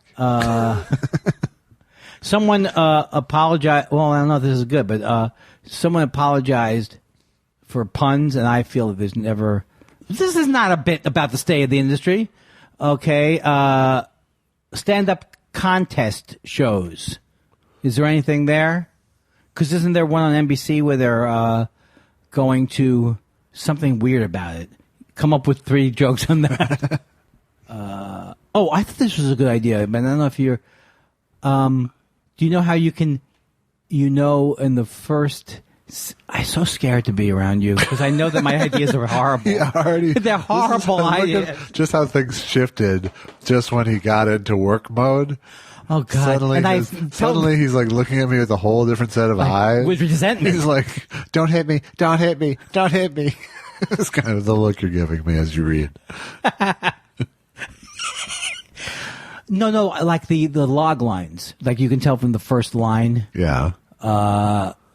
Whether you should see the movie or not. Right. For example. Well, or okay, I don't have it. Really? I thought I had one. Nothing made you think that thought? Yeah, I did, but this is like our meetings. Yeah. I didn't write that example down. Maybe I'd rather not do this on the show. Okay, but how about this? Okay. Okay, if you described it exactly as they really were, so for example, the Columbo with Shatner, he plays a TV detective who overacts. Yeah. I don't know, there's no joke there, but you know what I'm saying? If you really, I don't have ideas, so what I was thinking of, catch as catch can. Let the record show that you said we shouldn't do this. Okay, good. I got a text from Allison the other day. She was teaching something in her class, and she was about humor. And the text she was using had terrible examples of jokes, so she wanted me to give an example. So I had to write a joke for her class. And it's like, give me a topic, and she was like, it was like a current events joke. And I said, okay, give me a topic. And so the class voted on the student loan crisis. Okay. So I wrote, I've read that most university advisors are telling their students not to go take any economics classes so they won't know how screwed they are. I like that. Yeah, it was phrased a little better, but they were very impressed with this. You had a look. That was the first time I've seen how I look when I don't have anything on the paper. Yeah. You had to look like it's hard to sell a joke. I was just trying to remember it. Right. Yeah. I don't write topical jokes, but I write great tropical jokes. Really? It's really hot in Fiji today. This joke has an SPF 50. I'm writing that down. We're halfway through the speech. All right. But that right there. That would be an example. That was how it works pretty much. That's a good example because we weren't trying. Exactly. But the process the real process with this speech is topics is the hard thing. Yes. And I'm always about that. Jokes are never the hard thing. Topics are the hard thing. Right. Because, sometimes I will pitch things that sound like Mad Magazine things, or they sound like sketchy, desk pieces. Yeah. Things we wish Carrot Top would have as props. Right. Well, definitely, I do want to do something about the whole. I still think there's a material about how everyone's doing programming and Spectrum's doing programming. Meanwhile, Spectrum, they can't even change their billing from Time Warner. I'm still paying Time Warner after 2 years. Call them and switch because you're paying too much. No. I'm with Spectrum. No, I understand. But if you're still on a Time Warner package, you are paying too much. Oh, no. My package is good. And I'm not talking about my TV package. No, but I bet it's not. If you're still on the Time Warner, when I made this switch, they specifically said, do you want to switch over to Spectrum? I said, well, why? Okay, I'm going to do that then. He goes, well, a lot of people want to keep their Time Warner thing, but it saved me like $100 to switch. Are you under $200 a month? Yeah. Okay, that's where I by a lot for the same package. These people who are responsible constantly do things like this. They call and they get a better deal. I don't want to insult people down at Spectrum. Call. Yeah, I will. Seriously, like $100 a month. Okay, we're doing that right now. I mean, not during the show, but afterwards for the rest of our lives. No, it's worth it. Okay. And thank you, Spectrum, for offering it to me. There's no reason. There's no incentive. They know that we're going to want cable or something. Jordy says, "Good evening, Hardy Boys." Is that Jordy Fox? Jordy Elner? It's just Jordy. Oh. Hi, Jordy. Did you watch the All in the Family Jefferson special? Whose performances did you enjoy most least? Fun fact, Gene and Carol were younger than Marissa and Woody. I didn't see it. I saw it. It's what was the special? The special was live performances of an episode of All in the Family and an episode of The Jeffersons. And who put it on? Jimmy Kimmel and Norman Lear. And it sounds odd to me. It was odd, but it was pretty good. Oh, good. You know, they were staged productions of all these people. You know, it was like Woody Harrelson as Archie Bunker and Marissa Tomei as Edith. Yeah. And Jamie Foxx as George Jefferson and Wanda Sykes as Louise. And you know, it was interesting. I mean, it was interesting to see how the scripts held up, and they did them verbatim. Are they making this into a show, or was this a special? It was an event. Okay. I would not be surprised if we saw that event reprised with other people's scripts. Like an ABC show? Yeah. Oh, okay. But not and they branded it like live in front of a studio. Yeah. You know, so they gave it a brand so they could bring other shows into it, clearly. I think it's their attempt at, you know, doing something like a live musical things they've been doing. Why don't we go the other way and just do horrible sitcom recreations? Like Happy Days. Yeah, I bet they'll do a Happy Days. What's that? I bet they'll do a Happy Days, but that wasn't a horrible sitcom. I know, that's an example of my thinking from earlier in the show. I'm not that guy anymore. I was disappointed in Happy Days because I liked American Graffiti, and I thought Happy Days was going to be like American Graffiti. I was too old for the show. That's the problem. Yeah. You could only like Happy Days if you were growing up during the time period, because it just, the Fonz, he jumped the shark before he jumped the shark. I'm sure if you were 20, yeah, Fonzie wasn't cool. Well, if you were 7, he was cool. Well, Welcome Back, Kotter I liked as an adult. Yeah. I don't know if anything holds up. Does it have to hold up? Yeah, I mean, what was weird about the remake show was the choices were in terms of who was doing impressions and who, you know. Oh, so there were people trying to sound like Archie Bunker? Like, who was that? It was Woody Harrelson, and he was doing. He's such a great actor. He was sort of trying to do Archie Bunker. Yeah. Marissa Tomei was probably the best at capturing the spirit of a performance without doing an exact impression. And who was Meathead? I can't think of his name. And Sally Struthers? Can't think of her name. What if they had Sally Struthers in there? Well, they did have Marla Gibbs playing Florence. Oh, cool. I miss those shows. I'll tell you, I really have an idyllic or whatever view of that time period in the 70s when Mary Tyler Moore was on. I think All in the Family was on the same night, maybe, or I don't know. But there was that time period of sitcoms. Bob Newhart, oh my God. Yeah. It's just, I watch him on Sundance. Yeah. Because I'm intellectual. Where does Blowhardy watch his? Bob Newhart. I watch them on the Criterion Channel. Nicky and Sticky. But it was interesting to see how the scripts held up, and it was interesting, just to contrast what they were talking. It was 2 episodes about race in many ways. Yeah, that makes sense. sense. That was the central topic of the shows. And 2 very different takes on it, because one was sort of white and black, and the Jeffersons one was more about black on black perceptions. Yeah. But it was. I watched way more All in the Family than I watched Jeffersons. I watched everything. I watched all of it. Yeah. Because I wasn't, I was a child and I was home. Right. So. I watched Archie Bunker's Place. Yeah. I started to fall off in the Danielle Brisbois years. She was Jewish. That was the It's chick. true. I know. It was like having Sammy Davis Jr. in the house. I love that episode. I do too. Ed Cos says, "What's your favorite Marx Brothers movie?" Either Duck Soup or Night at the Opera, probably. What's the one where they Fredonia? Oh, that's Duck Soup. I think that might be my favorite. Yeah, that was my first. I don't know. I've seen every one of those movies so many times. I don't think I could see them anymore to even judge which was the best. Yeah. Some, there were some that were noticeably worse. Like what was like the later ones, Go West and The Big Store, and those were rough.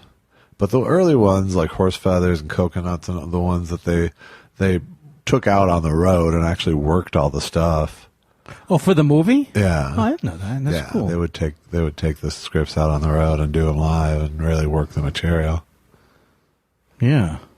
But that stopped toward, Right. Well, I mean, how could they have, if they're doing movies later, something's going to go wrong. Right. I'm glad you didn't land on that too heavy for me. Seth Dick III says, I'm pretty sure that James Mason and Gregory Peck were the TV announcers for the NBA Finals in the early 80s. Wow. Am I right or just making something up? Maybe you are right. I don't know. Who is it? Gregory Peck and James Mason. I vaguely remember what that. Did it sound? What were they? I seem to remember it might have been something during the Lakers-Celtics series. Oh, interesting. Well, Gregory, we seem to have quite a contest going here today. There's Showtime's in full bloom. We have Magic with 32 points and 10 assists, a double-double, if you will. Well, that's fantastic play, but I have to say, on the side of the Celtics, I'm very impressed with the play of Larry Bird. Real boy, that's talking out of school. And Kevin McHale is a godsend in the paint. I agree, but I really think that Showtime will take the day. We'll win the day. All right. That's all. Very good. That's all I got for that. Well, how much more could you do? It's like taking blood from a turnip. Dear boys of... Audrey says, I just put a $5,000 deposit down on a new house that I don't want. What is a good excuse to cancel the contract? A $5,000. I don't know. I only bought one house, and I didn't learn anything from the process. I mean, isn't there sometimes where you're locked in?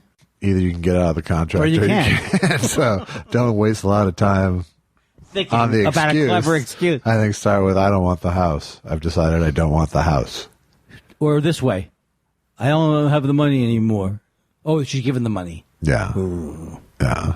I don't know. What kind of a deal is that, a $5,000 I don't know. house? I have no idea. I think that someone's pulling our leg. Where do you live in? Where you're living in Dayton? I just put $5,000 down on a bridge. Yeah. Why? Chris Olson says, summer is here. Let's address a pressing issue. As a kid, what did you call vanilla ice cream on a stick surrounded by a thin layer of milk chocolate? As a fellow Minnesotan, I'm especially keen for Josh's response. I'll take my answer off air. Thanks, gentlemen. I seem to remember them calling that a Cheerio a lot as a kid. Well, I never heard that one. A good humor bar? A good humor bar. An ice cream bar. Well, but not a bar because the bar would have... But it was a Cheerio is what I remember it being called. What is it when you buy it with a Haagen-Dazs? What do they call it? They overpriced.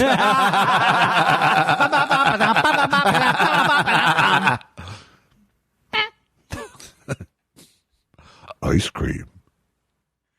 Hey, you ever go to Neiman Marcus? You know what I call that store? Needless markups. You what? Macy's, more like we're going out of business store by store ease. Oh. They look like dress pants, but they aren't there, yoga pants. There we go. Apropos of this, Michael O'Connor says, I love your show and like hearing your impressions. Here's an easy Jason Statham impression with just 2 words. Joe Mean, which translates, do you know what I mean? I can't wait to receive my Is It Spicy t-shirt this week. Thank you. I'm glad you ordered the Is It Spicy t-shirt. I'm trying to remember, I think that might have been Kevin Pollak's thing about how to do Jason Statham. I don't even know who he is. Joe Mean. Oh, okay. Joe Mean. Jennifer Hansen says, since you've been changing up Yoshi's theme song lately, maybe this week The Price is Right Mountain Climber could sing it. Do you know? Yoshiyama, Yoshiyama, Yoshiyama Moto, Yoshiyama Moto, Yoshiyama Moto, Yoshiyama, Yoshiyama, Yoshiyama Moto, Yoshiyama Moto, Yamamoto. I only wish we had a question from him. Well, he's going to come in with one, right? He'll come. You know Yoshi. He's got to come up. Come on. What's he, on a break? Dan Wade says, hey guys, as a fellow Randy Newman fan, or as fellow Randy Newman fans, what are your thoughts on the song Rednecks? Was it always inappropriate? Was it acceptable then but hasn't aged well? Is there still a positive message in it? I think it's one of the greatest songs ever written, and I don't think it's a matter of aging well or not well. It's just I can't see it being written in the current climate, but not because I don't see anybody doing it but Randy Newman. Right. Yeah, I think it's, I think he knew when he wrote it that it was incendiary and risky. Right. And he knew that it would be around. Yes. So, it's problematic because we live in an irony challenged universe right now. Right. Where people right. can't see that does make sense, or they're ready not to see it too. Right. But I don't have a problem with it. No. I wouldn't sing we're keeping the nitwits down. See what I did there? I don't like when you even toy. I don't like when you toy with the Andy and Josh go racist. But the thing that I love about that song, last night I saw Lestomatics on a TV show with some smart ass New York Jew. That song is amazing because it also, if I've not said this before, it hits the hypocrisy of the North through the eyes of the Southerner. I mean, he's not right, but he's like, they're free, But it's not just a one-dimensional take on. That's what's amazing about it. Yeah. I think that song. I don't know how he arrived in the world. I'm just Southern men from LSU, when in dumb, come out dumb too.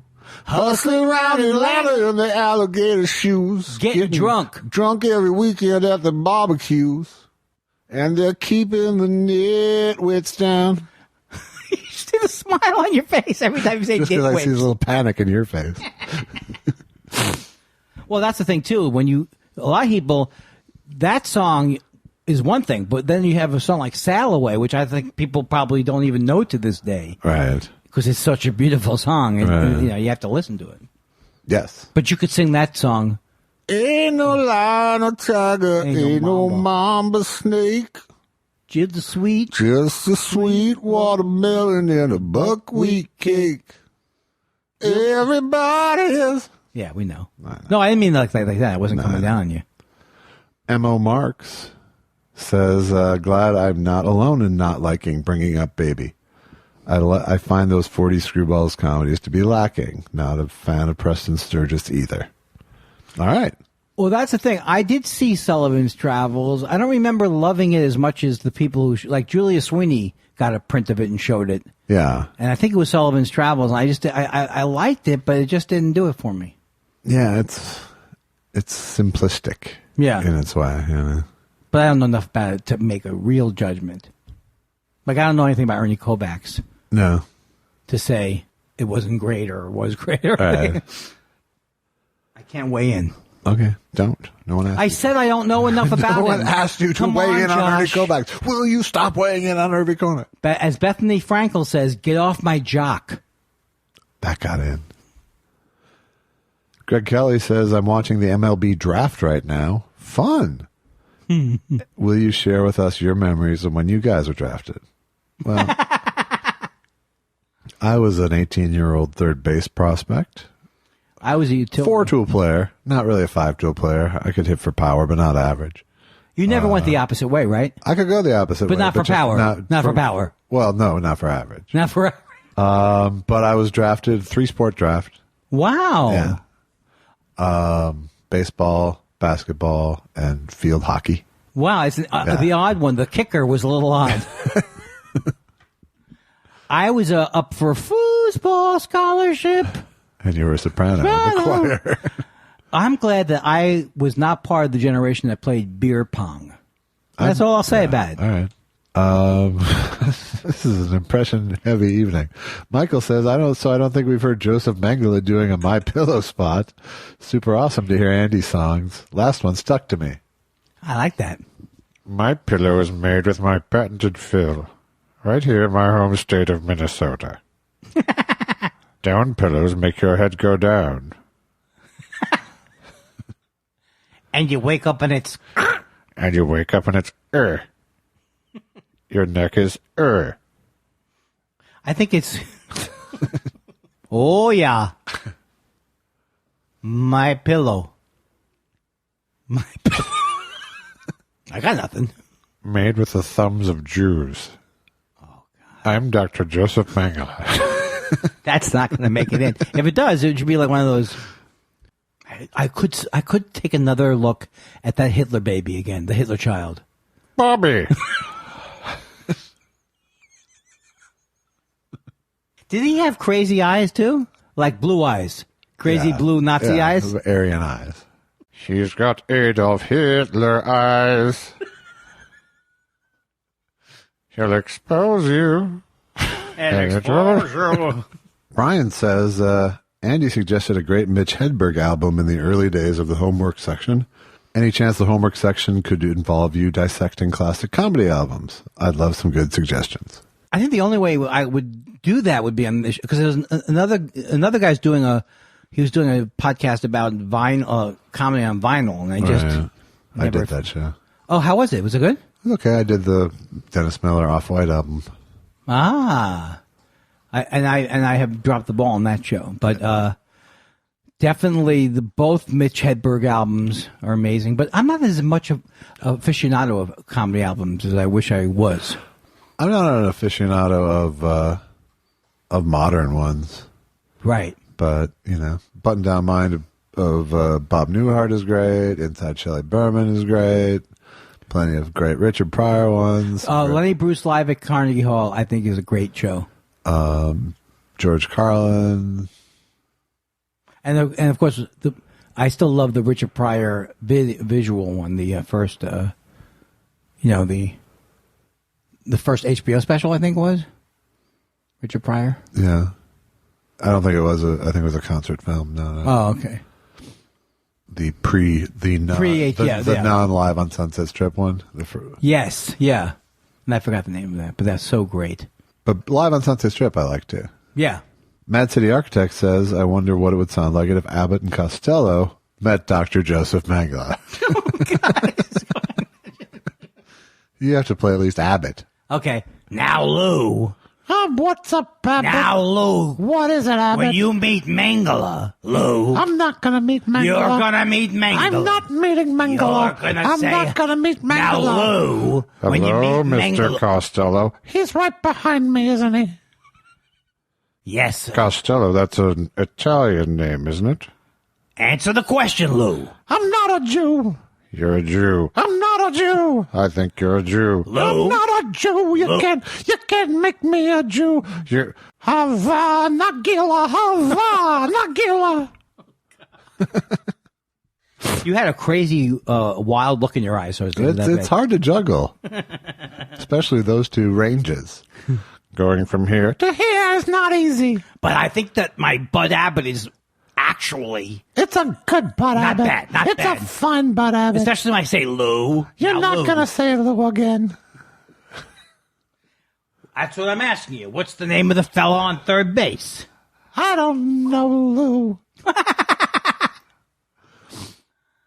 You see that sound? I did. He makes both our dogs make crazy noises.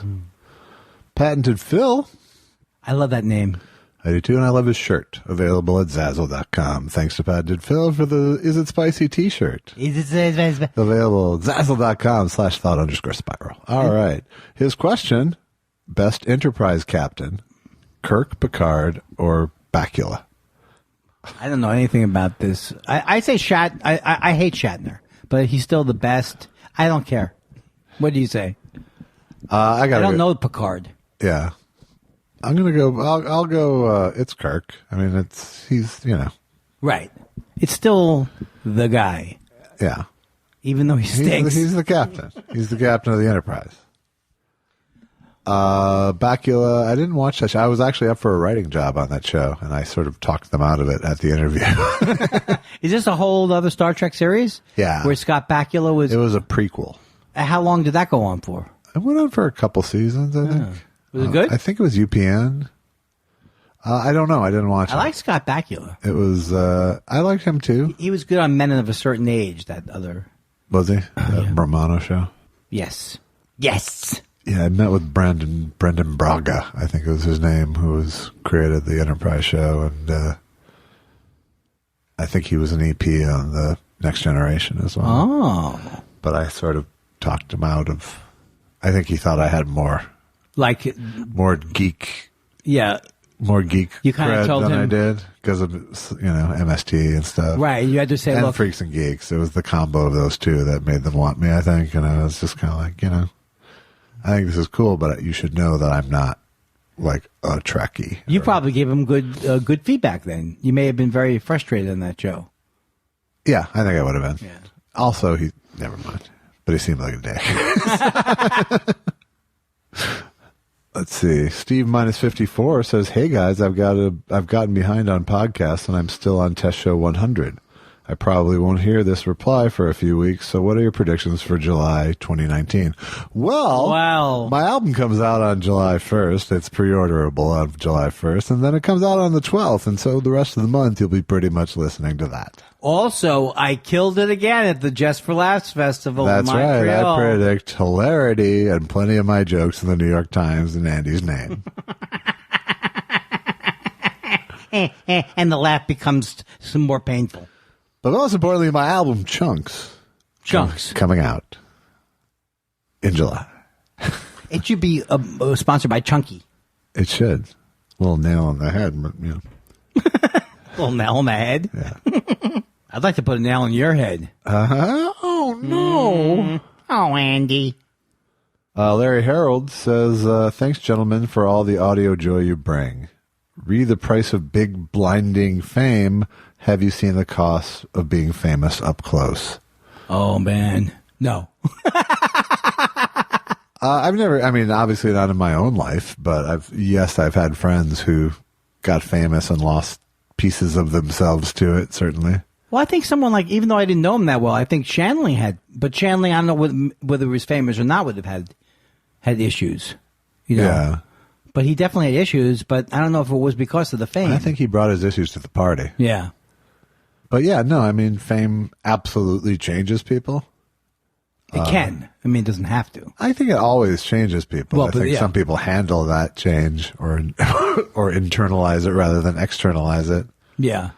But, no matter what, there's an adjustment period, it seems.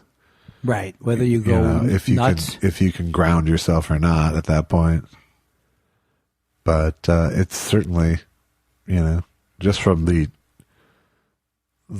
proximity to it that I've been in, you can see the intoxicant quality of it, But the other thing is, it really depends. Because the world will allow you to believe you're a better person. That's true. They will, and they'll say nice things to you a lot. Yeah. But someone I think comedians, I sometimes think could be more just like regular people or something, because the fame, I met Martin Short. He's famous to me. Yeah. But he seems very comfortable and, I don't know. Maybe it's just my image. You just never know. It's also, you just never know. He's also in year 40 of his fame. Right. And I, like Steve Martin in 1979 and 2019 are probably two entirely different people, Not that I ever think he got that intoxicated with fame, because he was commenting on it all the time. Yeah, he was pretty self-aware, but he is. But still, when you make the remake of the Pink Panther. Well, when you have an arena full of people who are just ready to gobble up any noise that comes out of you, it's hard for your. That's always got to be hard. It's hard for your self-worth not to get off kilter. I've always said this, and it sounds like an excuse, but the fact that I haven't had a certain amount of success to live up to or something, or lost, got taken away by being on a successful sitcom. It's I still look forward to stand up like I did when I was young. But I think if you reached a lot of success, it's just maybe hard just by the schedule you're on. I don't know. Like Seinfeld, I think has a journeyman's, like in a good way, approach to stand up, but it's still not the same as when he as when he was starting out. But I don't know. Maybe it's a phony issue because it's just things change. I don't think he does have a journeyman's approach to it. I think he believes he's a master greatest. of it. Yeah. Right, but I mean, I guess the idea of loving... He has a work ethic about it. Right. But loving stand-up for the sake of loving, enjoying it for the sake of enjoying it. And here's the thing I'm saying. It's like, if you weren't Dane Cook, take Dane Cook out of the equation, any career you design where you get huge in that kind of magnifying glass thing, it creates problems that just are not going to necessarily be there in other types of things, So, in his case, the fame really, I don't know if it changed him, but also going in, he had dreams that were based on being famous. Right. So that's a whole different thing. There's plenty of comics who've turned into huge assholes That's true. upon success. Like plenty. Yeah. I mean, there's a lot of people who keep their shit together, but there's also plenty of people who just turn into giant assholes when things start to go well for them. I'm dying to know who you think. Yeah. But I do think that comics in general are less vain than actors. So that's one thing. Absolutely. And no, I think comics are... Can be. I mean, when you have those extreme examples, they're extreme because it's a comic and comics behave extremely often. Like when I met Stephen Wright, he felt like he was not comfortable always socially. Right. He's not... Same with Shandling. Right. Same with Steve Martin. All the people we've talked about in the last 5 minutes. Yeah. They were hard to approach. Yeah. Gilbert was like that years ago when I met him. Everyone was in sort of protect Gilbert mode. Yeah. He would, I think, almost more than anybody, because he's so stream of consciousness or in his own world to begin with. Charles Nelson Randy says, "Hello, boys. Is it foolish to have a melancholy reaction to the fates of Acme in Minneapolis and the Punchline in San Francisco? I don't think they're the same fates. I think Acme's okay and Punchline..." Wait a second. Does he know something? I don't know. Do you know something we don't know? The Punchline is closed, right? I think it's closed or closing, yeah. Yeah, the Punchline, I don't have the same feelings about that I have about other clubs because I always felt a little bit out of place there. Yeah. But I liked it. I like going there. Yeah. And it's there a long time. But it always had like a kind of a bridge and tunnel kind of feel to it. But I got very spoiled by the comedy clubs in San Francisco in the late 80s, early 90s, like the Other Cobb's. Cafe and the original. Well, the Cobb's I didn't know much about, but that was supposed to be a great club. And so. Did you ever play the Holy City Zoo? I did once, but it was weird. I got heckled, and I did see some good shows there. Yeah.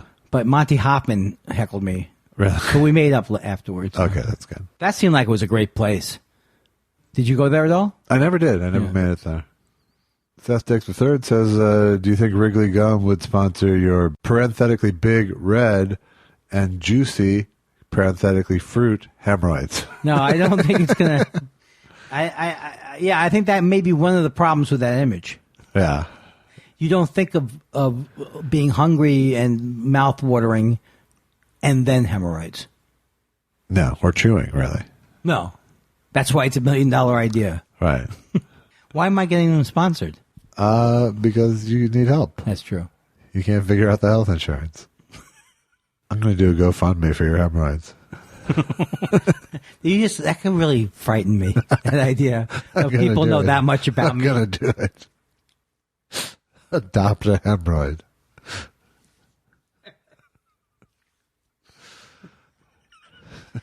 What's going to be your goal? Your fun goal? What do you need? Goal? I think Yoshi's closing out the thing. Yoshiyama, Yoshiyama, Yoshiyama, Moto. Yoshiyama. Moto. Yoshiyama. Moto. Says Andy, how much does your brother Moneybags play into your 2020 candidate preference? I get it. When my sister had a house in the Hamptons pre-financial crisis, I was basically libertarian. It means does he? Do you think he's saying like I'm going to go all Biden or something, or am I going to go? I don't know. How much does it? How important is it to you to protect your brother's wealth? Very important. I would think It's of the utmost importance. it's your lockbox. Yeah, I mean, look, I like to joke about being, open and spiritual, but when the push comes to shove, my brother's cash is king. Right. MAGA. MAGA. I never forget we were on we did a podcast together on like this Bloomberg podcast before Really? the election. Wow. And it was just 'cause it was about like you guys are brothers and you're in different fields, and I just remember them saying You're smart. You're stupid. that wasn't the theme. They didn't go with that. They didn't lord it over me. But then we started talking about what if Trump won? I just literally couldn't accept it. Right. Back then, I couldn't accept it. No, I understand. It Okay, seems thank you. unfathomable. I tried to watch that show you told me to watch, 20,000 Leagues Under the Sea. Oh? It was unfathomable.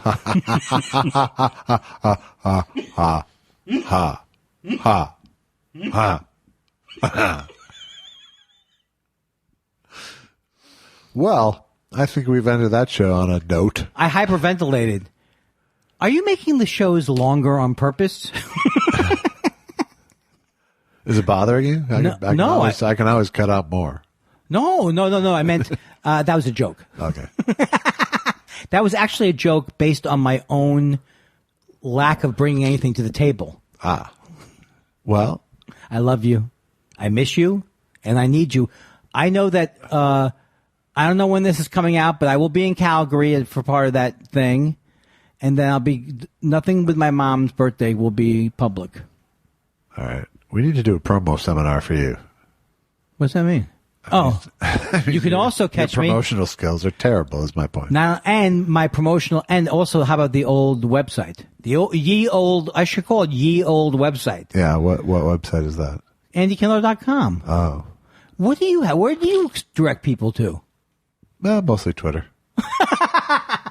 All right. I'm just happy you don't have a leg up on me with some kind of promotional scheme. No. Why would that be celebrating? I have product coming out. July 1st is the pre-order, and July 12th is when you can actually buy it. And soon we will be scheduling. I assume we're going to do a thing at the Improv or something. No? I mean, if you can make it happen, we will. Oh, I was talking about for the state of the industry. No, I know. Oh, maybe we don't need to do that? Well, So you can schedule sets, and I'll come along with you. forget it. Forget that idea.